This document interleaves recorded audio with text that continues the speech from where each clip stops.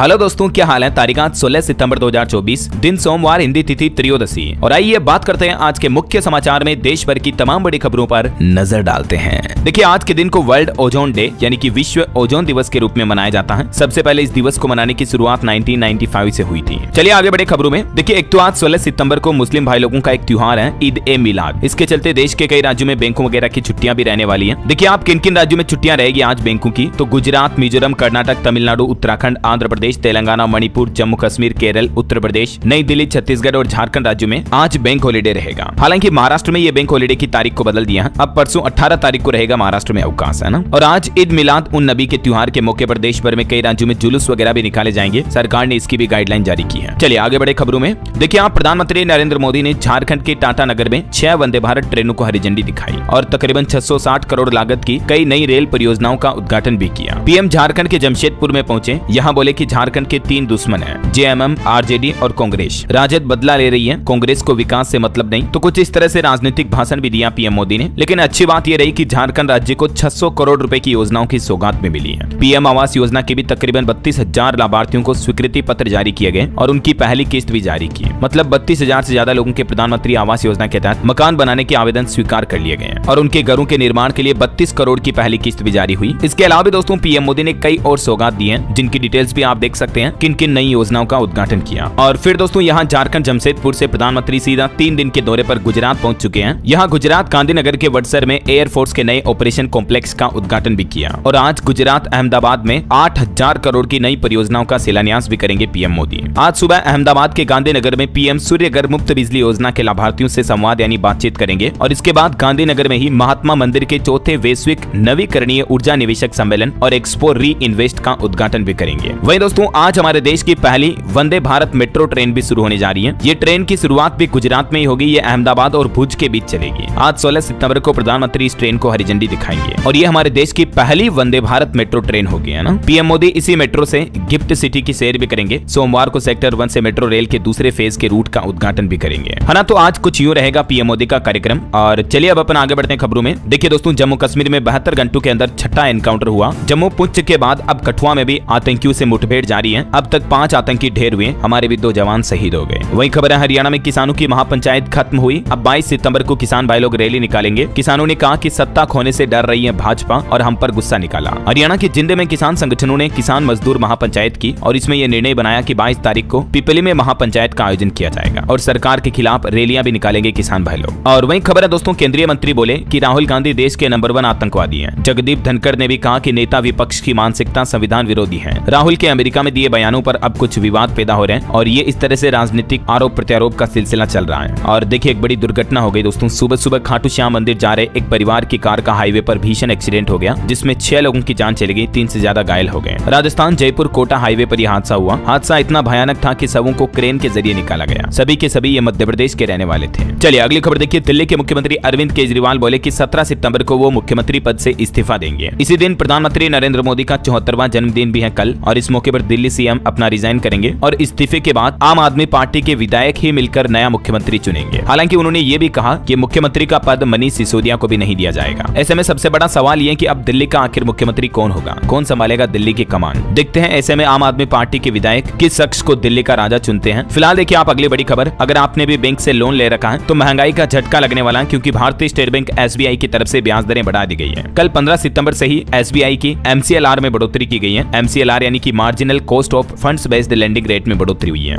और ये अलग अलग टाइम पीरियड के अकॉर्डिंग एमसीएलआर में कितनी बढ़ोतरी हुई जिसकी डिटेल भी आप देख सकते हैं। हालांकि लोन के साथ ही एसबीआई ने एफडी की ब्याज दरों में भी संशोधन किया है और ये नई ब्याज दरें भी 15 सितंबर से लागू हो चुकी कल से ही। 7 दिन से लेकर 10 साल तक की एफडी की अलग अलग ब्याज दरों की ज्यादा जानकारी आप एसबीआई के ऑफिशियल पोर्टल पर चेक कर लीजिएगा। चलिए अगली खबर है। प्रधानमंत्री आवास योजना के तहत 10 लाख नए लाभार्थियों को मिलेगा अपना घर। केंद्रीय मंत्री की तरफ से खुद ये बड़ी घोषणा की गई है। झारखंड, गुजरात और उड़ीसा राज्यों में अगले सप्ताह तक 10 लाख परिवारों को पीएम आवास योजना के स्वीकृति पत्र जारी कर दिए जाएंगे और पहली किस्त भी जारी की जाएगी। वहीं बड़ी खबर आ रही दोस्तों, जल्द ही हमारे देश में एक राष्ट्र एक चुनाव यानी कि 1 नेशन 1 इलेक्शन का नियम लागू होगा, क्योंकि एनडीए की सरकार के तीसरे कार्यकाल के 100 दिन पूरे होने के मौके पर ये खास जानकारी सामने आ रही है। खबर है कि मोदी 3.0 में लागू होगा 1 नेशन 1 इलेक्शन। 2029 तक हमारे देश में एक साथ चुनाव हो सकते हैं, क्योंकि पूर्व राष्ट्रपति रामनाथ कोविंद की कमेटी 6 महीने पहले ही इसको लेकर सरकार को रिपोर्ट भी सौंप चुकी है। और आपको पता होगा लोकसभा चुनाव के दौरान भी भाजपा ने अपने घोषणा पत्र में दावा दावा किया था वन नेशन वन इलेक्शन को लागू करने का। तो अब खबर है कि जल्दी हमारे देश में चुनाव को लेकर ये सिस्टम लागू किया जा सकता है और इस पर पैनल के सुझाव किया है, जिसकी डिटेल भी आप देख सकते हैं। वैसे पीएम मोदी के तीसरे कार्यकाल के 100 दिन पूरे हो चुके हैं और इन 100 दिनों में एमएसपी और टैक्स से जुड़े कई अहम फैसले भी लिए सरकार ने, जिससे कि किसानों और मध्यम वर्ग के लोगों को कुछ फायदा हुआ। जैसे कि अपने नए कार्यकाल में खरीफ फसलों का न्यूनतम समर्थन मूल्य यानी कि एमएसपी बढ़ाई गई। आंध्र प्रदेश में पोलावरम सिंचाई परियोजना को 12,100 करोड़ रुपए का बजट जारी किया। डिजिटल कृषि मिशन समेत 14,200 करोड़ रुपए की 7 परियोजनाएं किसानों के लिए शुरू की है सरकार ने अब तक अपने तीसरे कार्यकाल में। इसके अलावा भी कुछ और बड़े फैसले लिए हैं, जैसे जम्मू कश्मीर में भी ये कृषि योजना शुरू हुई। मौसम जलवायु के लिए भी 2000 करोड़ रुपए आवंटित किए गए। स्टार्टअप ग्रामीण उद्यमों को बढ़ावा देने के लिए भी एग्रीश्योर फंड की शुरुआत हुई है और भी कुछ डिटेल्स आप देख सकते हैं, है ना। चलिए अगला अपडेट देखिए दोस्तों। इस राज्य का बिजली बिल कम करेंगे अडानी, 25 साल का प्लान बनाया है। दरअसल गौतम अडानी ने देश के सबसे बड़े राज्यों में से एक महाराष्ट्र राज्य में सस्ती बिजली देने का ये प्लान बनाया है। अडानी ग्रुप ने महाराष्ट्र को लॉन्ग टर्म के लिए 6600 मेगावाट की renewable energy and thermal power बिजली सप्लाई की बोली जीत ली है। अडानी कंपनी ने दूसरी कंपनियों की बिड को टक्कर देते हुए ये कॉन्ट्रैक्ट हासिल किया है और अब महाराष्ट्र को 6500 मेगावाट बिजली सप्लाई करेगा अडानी ग्रुप। 4 रुपए 8 पैसे प्रति यूनिट की दर से बिजली उपलब्ध कराई जाएगी। जेएसडब्ल्यू एनर्जी और टोरेंट पावर को भी पीछे छोड़ा अडानी कंपनी ने, है ना। चलिए अगला अपडेट देखिए दोस्तों। कोलकाता ट्रेनी डॉक्टर मामले पर खबर आ रही है कि इस केस में अब संदीप घोष और एक पुलिस अफसर को भी आपको पता होगा एक दिन पहले सीबीआई ने गिरफ्तार कर लिया था। सबूतों से छेड़छाड़ करने का आरोप लगा इन पर और प्रदर्शनकारी डॉक्टरों ने खुशी भी मनाई सीबीआई के इस फैसले पर। और पश्चिम बंगाल की मुख्यमंत्री ममता बनर्जी बोली कि डॉक्टर्स मेरा अपमान करना बंद करें, बातचीत के लिए मीटिंग में आए, लेकिन प्रदर्शनकारी बोले कि हमें नहीं लगता कि सरकार इस मुद्दे को लेकर गंभीर है। डॉक्टरों ने खुली चेतावनी भी दी सरकार को, कहा कि अब हमें न्याय मिलने के बाद ही चाय पिएंगे। ममता बनर्जी के साथ बैठक बेनतीजा रहने पर डॉक्टर्स का प्रदर्शन अभी भी जारी है। चलिए अगला अपडेट आ रहा।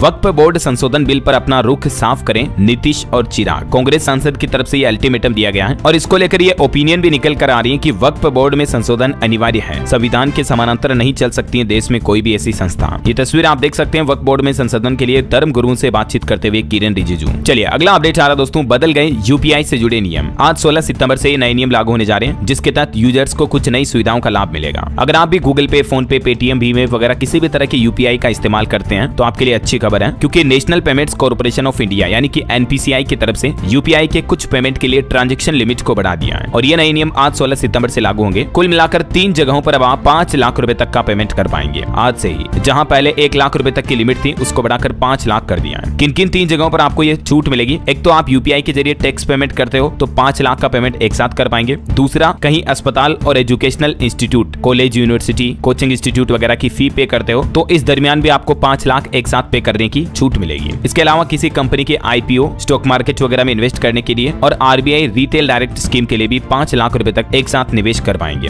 तो ये 3 तरह के पेमेंट पर यूपीआई की तरफ से लिमिट बढ़ा दी है। पहले 1 लाख थी उसको बढ़ाकर 5 लाख कर दिया, ठीक है ना। चलिए अगली बड़ी खबर देखिए आप। वकीलों के गलत बयान देने पर सुप्रीम कोर्ट नाराज हुआ और कहा कि हमारा भरोसा हिल रहा है। रोज 80 केस लिस्ट होते हैं, हर पेज से गुजरना मुश्किल है। हाल ही में जो वकीलों की तरफ से कुछ सुप्रीम कोर्ट के जजों को लेकर स्टेटमेंट दिए गए, उसके बाद सुप्रीम कोर्ट की तरफ से यह बयान देखने को मिला है। चलिए खबर है दोस्तों, 21 सितंबर से आएगा the great Indian Kapil show का सीजन 2। कपिल बोले कि क्या इब्राहिम आपकी सुनते हैं? पिता सैफ बोले कि आमिर की सुननी चाहिए। तो कपिल शर्मा शो का दूसरा सीजन 21 तारीख से शुरू हो जाएगा। चलिए अगला एक नया नियम देखिए दोस्तों, राशन कार्ड को लेकर आ रहा। अब आप देश में कहीं भी करा सकते हैं राशन कार्ड की ई-केवाईसी। मतलब किसी भी राज्य में, किसी भी जिले में सरकारी राशन के कोटेदार दुकान के पास जाकर आप अपने अंगूठे की छाप दें और आप अपने फिंगरप्रिंट के वेरिफिकेशन के जरिए राशन कार्ड की ई-केवाईसी कर सकते हैं। उसके बाद आपका राशन कार्ड निरस्त नहीं होगा। और सरकार ने ये छूट दे दी कि देश में कहीं भी सरकारी राशन की दुकान पर अब आपको ये सुविधा मिलेगी, ठीक है ना। इससे उन लोगों को फायदा होगा जो कहीं बाहर रहते हैं, बाहर राज्यों में काम करते हैं, बाहर शहरों में, तो उन्हें अपने घर परिवार तक वापस आने की जरूरत नहीं पड़ेगी। चलिए अगला अपडेट देखिए। जीएसटी काउंसिल को लेकर अपडेट आ रहा। स्वास्थ्य बीमा यानी कि हेल्थ इंश्योरेंस पर टैक्स की दर की समीक्षा की जाएगी। मंत्रियों के समूह का गठन हो चुका है। 30 अक्टूबर तक रिपोर्ट भी सौंपनी होगी। वही देखिए, भारतीय रिजर्व बैंक आरबीआई की तरफ से 90 क्विज प्रोग्राम में शामिल होकर आप भी 10 लाख रुपए तक जीत सकते हैं। रिजर्व बैंक की तरफ से 25 साल से कम उम्र के युवाओं को ये 10 लाख रुपए जीतने का मौका दिया जा रहा है। आरबीआई के द्वारा एक क्विज कॉन्टेस्ट शुरू किया गया, जिसमें रजिस्ट्रेशन पंजीकरण ऑलरेडी शुरू हो चुके हैं। इच्छुक उम्मीदवार 17 सितंबर तक आवेदन कर सकते हैं और आप इस कॉन्टेस्ट में पार्टिसिपेट कर सकते हैं। इसके लिए इस ऑफिशियल पोर्टल पर जाना है आपको। खास करके स्टूडेंट, युवा, कॉलेज वगैरह के जो स्टूडेंट है वो जरूर इसमें हिस्सा लें। www.rbi90quiz.in इस पोर्टल पर जाकर आप ऑनलाइन पंजीकरण कर सकते हैं, रजिस्ट्रेशन कर सकते हैं, ठीक है ना।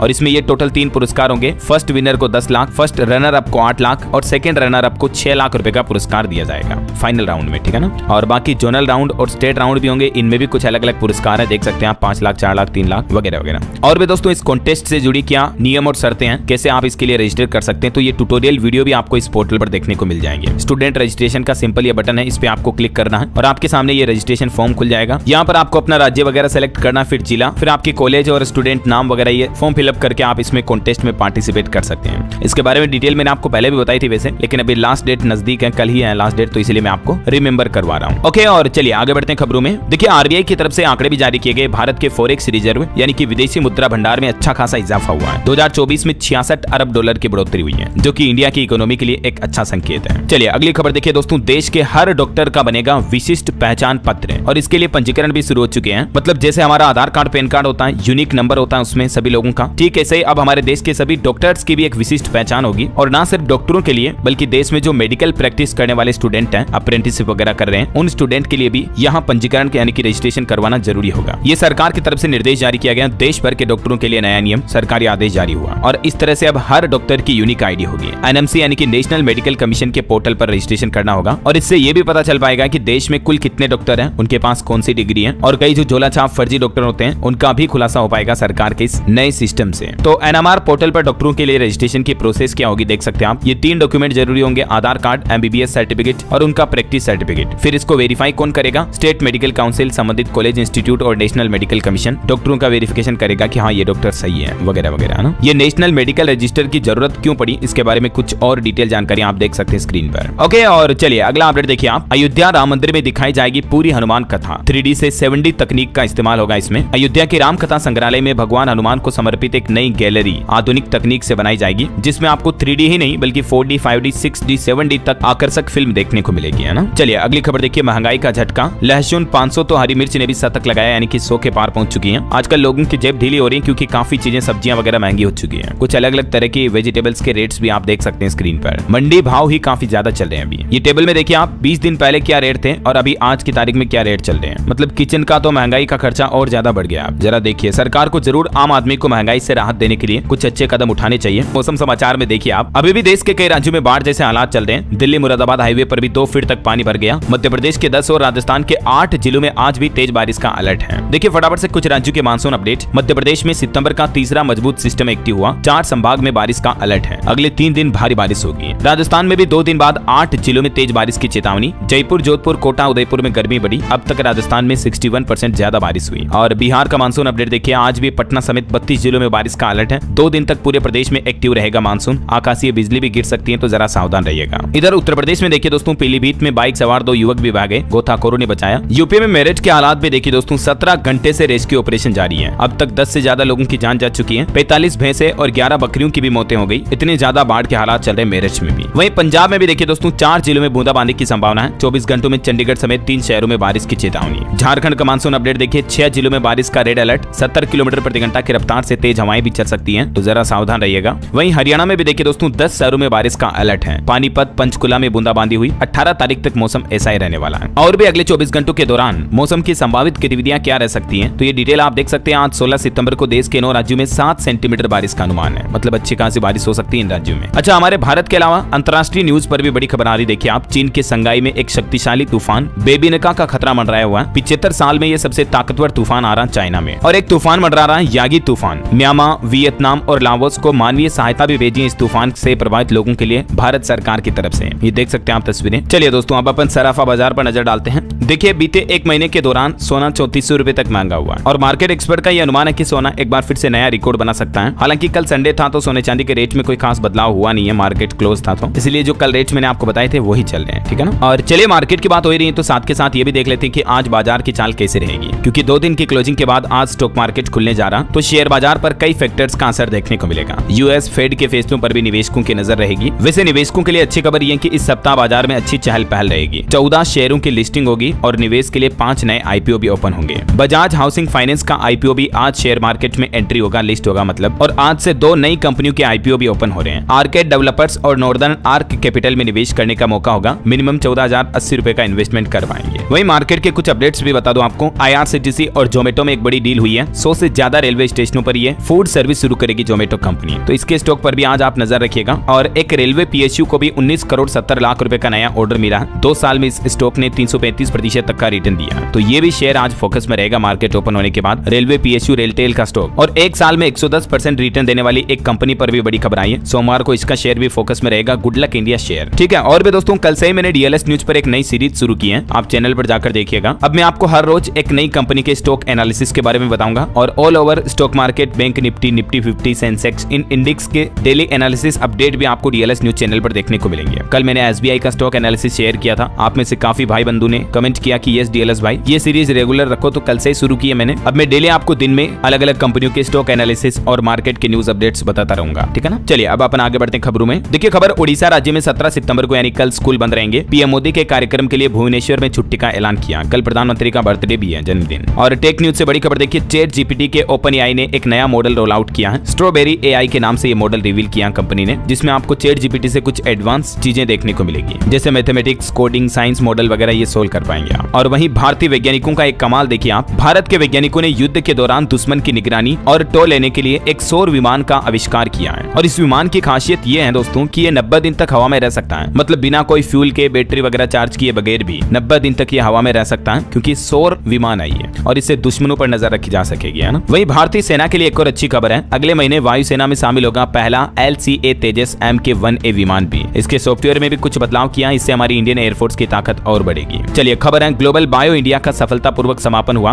भारतीय बायोटेक स्टार्टअप्स ने किया 11 नए उत्पादों को लॉन्च। और वहीं खबर है, भारतीय महिला दुबई पुरस्कार 2024 का आयोजन दुबई में किया गया। महिलाओं को 30 से ज्यादा पुरस्कार प्रदान किए गए, अलग अलग क्षेत्रों में, देख सकते हैं आप डिटेल। चलिए अगला अपडेट देखिए आप, बारिश में फसल बर्बाद होने की टेंशन अब नहीं रहेगी। टोल फ्री नंबर डायल करें और किसानों को मिलेगा मुआवजा। किसान भाई लोग फटाफट से अपनी शिकायत दर्ज करा पाएंगे। उत्तर प्रदेश में सरकार की तरफ से ये नई सुविधा शुरू की गई है। फसल बीमा कंपनी के टोल फ्री नंबर है 14447। इस नंबर पर कॉल करके सिंपली किसान भाई लोग अपने फसल के नुकसान की सूचना दे सकते हैं और कृषि विभाग द्वारा आपको मदद दी जाएगी। वहीं किसानों के लिए एक और अपडेट आ रहा, किसान सम्मान निधि योजना की अगली किस्त पाने के लिए जरूर करें ये काम, सरकार सर्वे करवा रही है, वरना आपकी भी किस्त अटक सकती है। तो दरअसल किसानों के लिए ध्यान देने वाली बात यह है दोस्तों कि किसान भाई लोग अपनी KYC करवाने के साथ ही उन्हें अपना बैंक अकाउंट पहले से ही अपडेट करा लेना है। किसान सम्मान निधि योजना के खाते से अगर आपका बैंक अकाउंट लिंक नहीं है तो फिर कैसे आएगी सम्मान निधि की किस्त। तो आप KYC भी करवा लें और बैंक अकाउंट भी लिंक कर लें, और भी आप PM किसान सम्मान पोर्टल पर अपना स्टेटस चेक कर सकते हैं कि आपकी ये चीजें लिंक है या नहीं, ठीक है ना। चलिए दोस्तों पॉलिटिक्स से अपडेट आ रहा, हरियाणा चुनाव को लेकर अनिल विज ने अब मुख्यमंत्री पद पर दावेदारी की है। उन्होंने कहा कि मैं सबसे सीनियर हूं, जबकि बीजेपी ने उनका दावा नकारा। गृह मंत्री अमित शाह सैनी को मुख्यमंत्री का चेहरा बता चुके हैं हरियाणा में। तो अब ये भी कंट्रोवर्सी चल रही है भारतीय जनता पार्टी में। इधर हरियाणा में कांग्रेस सांसद ने भी बहिष्कार किया। खाप पंचायत बोली कि इनके बेटे को वोट नहीं देंगे। जेपी ने कहा था कि बिंदी या लिपस्टिक से नेता बने तो मैं भी लगा लूं इनको। तो ये कांग्रेस में भी कंट्रोवर्सी शुरू हो गई है। चलिए अगला अपडेट देखिए, पंजाब हरियाणा हाईकोर्ट का एक बड़ा फैसला, सेना में रहते हुए BP के शिकार हुए अब उन्हें मिलेगी पेंशन। केंद्र सरकार की अपील भी खारिज की और हाईकोर्ट ने पेंशन देने का आदेश जारी कर दिया, क्योंकि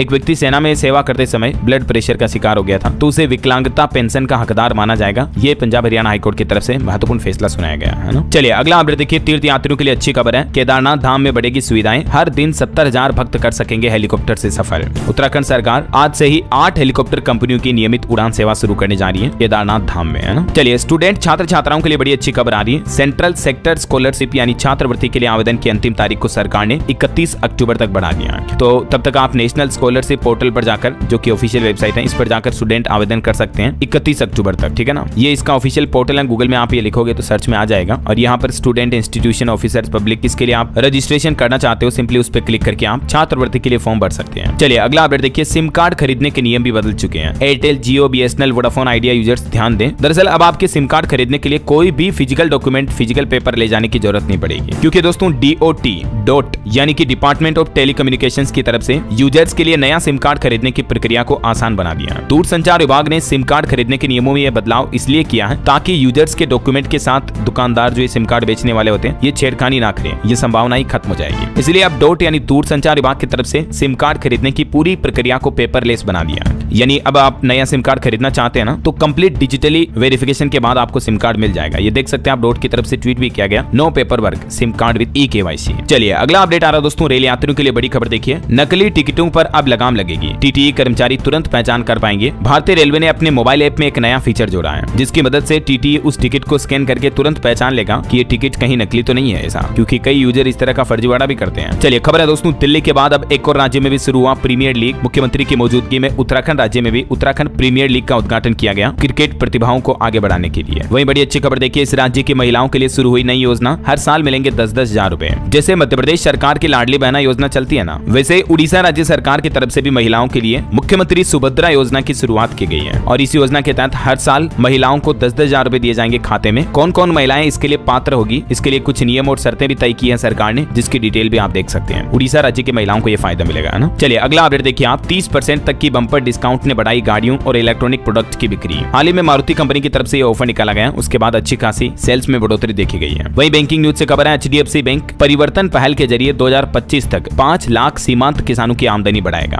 HDFC बैंक ग्रुप की तरफ से नया प्लान बनाया गया हमारे देश में, किसान भाई लोगों को प्रशिक्षित किया जाएगा उनकी आमदनी बढ़ाने के लिए। इसके बारे में डिटेल जानकारी आप देख सकते हैं। चलिए खबर है दोस्तों, दिल्ली में पोल्यूशन यानी कि वायु प्रदूषण से निपटने के लिए अब इस निगरानी सिस्टम को निजी हाथों में यानी कि प्राइवेट सेक्टर में सौंपने की तैयारी कर रही है सरकार और इसके लिए 30 सितंबर तक सुझाव भी मांगे हैं। मतलब दिल्ली में पोल्यूशन मैनेजमेंट के लिए अब प्राइवेट सेक्टर का सहारा लेगी दिल्ली सरकार, है ना। चलिए खबर है, 21 से 27 सितंबर तक झारखंड राज्य में भी अलर्ट जारी हुआ। पुलिस मुख्यालय ने सभी एसपी को यह पत्र भी लिखा है क्योंकि दोस्तों झारखंड में नक्सली संगठन भाकपा माओवादी 21 सितंबर से 27 सितंबर तक स्थापना सप्ताह मनाएंगे। इसके चलते झारखंड के पूरे राज्य में पुलिस ने अलर्ट जारी कर दिया। वहीं खबर है, MTNL के बॉन्ड्स पर ब्याज भुगतान के लिए सरकार ने फिर बढ़ाया हाथ, 24 तारीख तक पेमेंट करेगी सरकार, तो आप MTNL के स्टॉक पर भी नजर रखें। चलिए अगली बड़ी अच्छी खबर देखिए, अब राज्य परिवहन निगम की बसों को EV बसों में परिवर्तित किया जाएगा, कन्वर्ट किया जाएगा। मतलब भारत सरकार ने इसकी तैयारी भी शुरू कर दी है। देश भर में बढ़ते प्रदूषण की समस्या को देखते हुए अब सरकार की तरफ से यह नया नियम लागू किया जा रहा। सभी राज्यों की जो परिवहन निगम की बसें हैं उन्हें धीरे धीरे इलेक्ट्रिक बसों में कन्वर्ट किया जाएगा और 15 साल पुराने वाहनों का रजिस्ट्रेशन वगैरह भी नहीं होगा और भी डिटेल आप देख सकते हैं जानकारी। चलिए अगली खबर आ रही है दोस्तों, गोल्डन बॉय नीरज चोपड़ा के हाथ का एक्सरे करवाया गया। बड़ा खुलासा सामने आ रहा कि उन्होंने अपने हाथ में फ्रैक्चर के बावजूद डायमंड लीग फाइनल खेला और फाइनल में रनर अप भी रहे।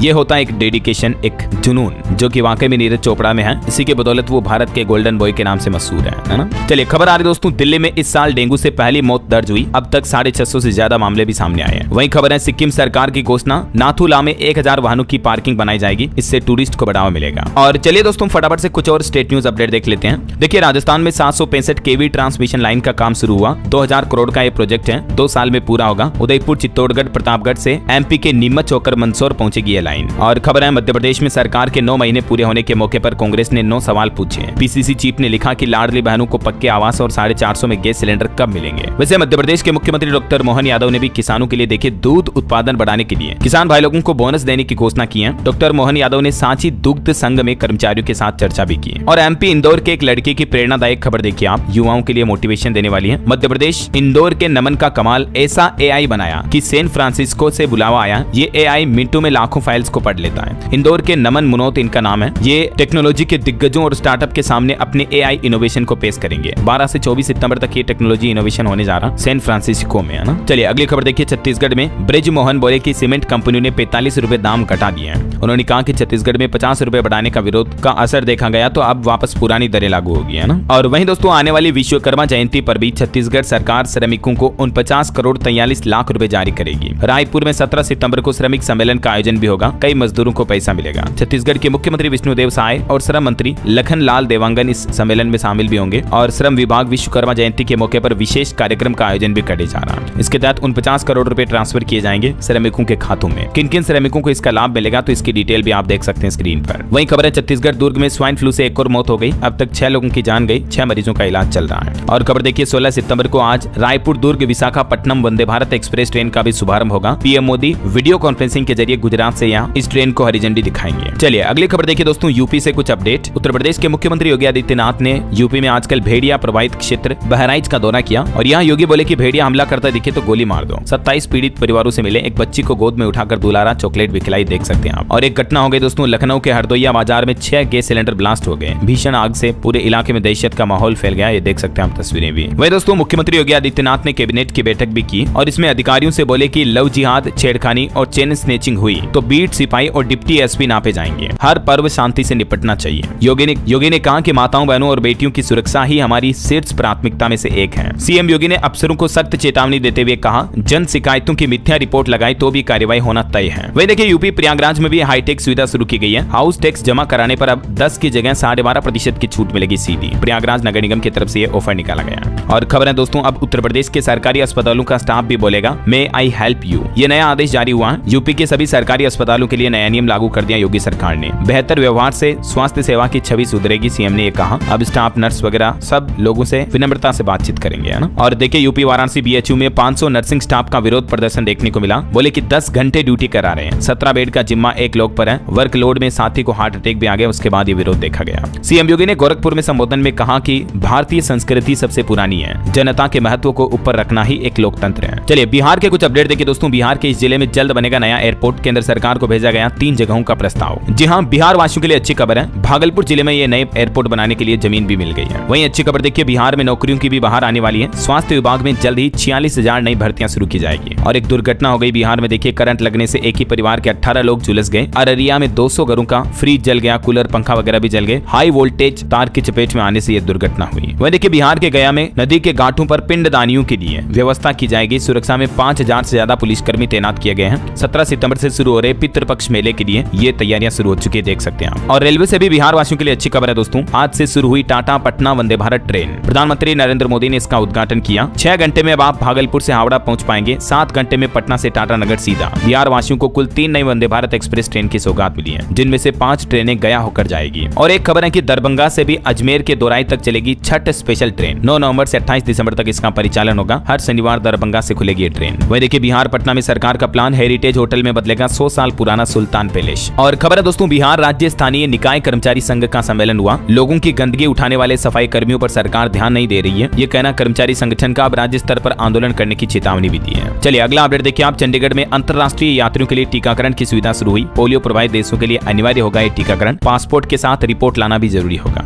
वहीं चंडीगढ़ में दुकानदार अब नहीं मांग सकेगा मोबाइल नंबर। 4 दुकानों को नोटिस जारी करते हुए उपभोक्ता आयोग की तरफ से आदेश भी जारी किया गया। और देखिए, उत्तराखंड में श्री हेमकुंड साहिब की पहाड़ियों पर बर्फबारी हुई। गुरुद्वारा ट्रस्ट ने श्रद्धालुओं से धाम आने की अपील की। 10 अक्टूबर तक चलेगी ये यात्रा। चलिए अगली एक अच्छी खुशखबरी आ रही दोस्तों। ऑस्ट्रेलिया का फेमस मेलबर्न विश्वविद्यालय दिल्ली में बनाएगा एक केंद्र। स्टूडेंट्स के पलायन पर भी इससे रोक लगेगी। मतलब आप ऑस्ट्रेलिया की पढ़ाई यहीं बैठकर कर पाएंगे, है ना। वहीं बॉलीवुड से खबर है, अस्पताल से डिस्चार्ज हुई दीपिका पादुकोण बेटी के साथ घर रवाना हुई। अभी 2-4 दिन पहले आपको पता होगा उनके घर नन्ही बेटी का जन्म हुआ था। चलिए मोबाइल फोन से जुड़े कुछ अपडेट देखिए दोस्तों। देश में एक साथ 7000 दुकानों पर मिलेंगे आईफोन 16। कंपनी की तरफ से ऐलान कर दिया, 20 तारीख से इसकी डिलीवरी भी शुरू हो जाएगी। वहीं इनफिक्स Zero 40 5G स्मार्टफोन भी 18 सितंबर को लॉन्च होगा। लावा ब्लेज 3 स्मार्टफोन 10,000 रुपए की शुरुआती कीमत पर लॉन्च हुआ। Realme P2 Pro 5G smartphone भी भारत में लॉन्च हो चुका, कीमत 21,999 से शुरू। और एक फीचर फोन पर भी अपडेट आ रहा। HMD भी लाया 2500 रुपए से कम के फीचर फोन, जिसमें आप UPI पेमेंट कर पाएंगे, YouTube वगैरह भी चला पाएंगे। मतलब जियो फोन की तरह HMD कंपनी ने ये नए मॉडल लॉन्च किया है। ओके, और अंत में आज के राशिफल पर नजर डाल लेते हैं दोस्तों। देखिए, कर्क राशि वालों को बिजनेस और कन्या राशि वालों को नौकरी में आज तरक्की मिलने की संभावना है। मिथुन राशि के लोग अपनी जिम्मेदारी को ठीक से निभाएं। धनु राशि के लोग अपनी योजनाओं को